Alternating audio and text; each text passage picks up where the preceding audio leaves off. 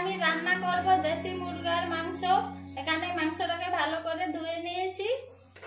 এবার ওই মাংসের মধ্যে হলুদ মাখিয়ে নেব, সাথে নুন দিয়ে একেবারে মাখিয়ে নিচ্ছি।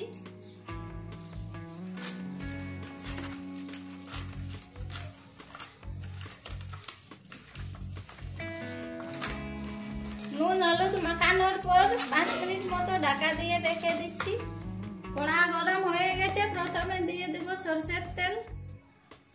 তেল গরম হয়ে গেছে, ফোড়নে দেব গোটা জিরে, তেজপাতা। ফোড়ন ভালো করে ভাজা হয়ে গেছে, পেঁয়াজ কুচি দিয়ে দিচ্ছি। খুব বেশি লাল লাল করে ভাজবো না। পেঁয়াজটা হালকা করে ভেজে নিয়েছি, এবার আদা রসুন বাটা দিচ্ছি।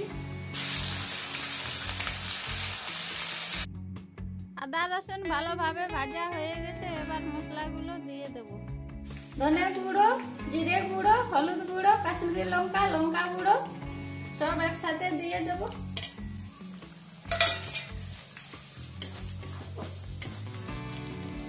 এবার মশলা ভাজার জন্য অল্প পরিমাণ জল দিচ্ছি।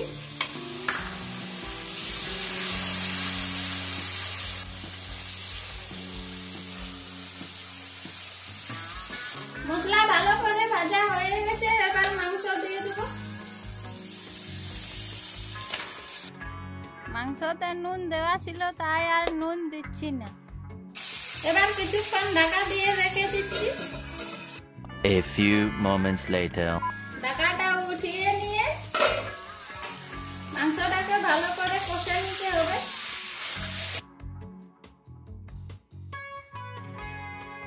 মাংস ভালোভাবে কষানো হয়ে গেছে, এবার জল দিচ্ছি।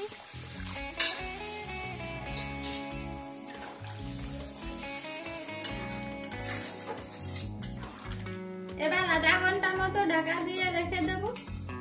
A few moments later.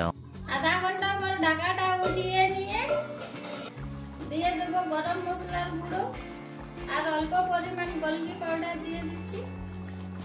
আমাদের মুরগি মাংস তৈরি হয়ে গেছে, এবার নামিয়ে নেব।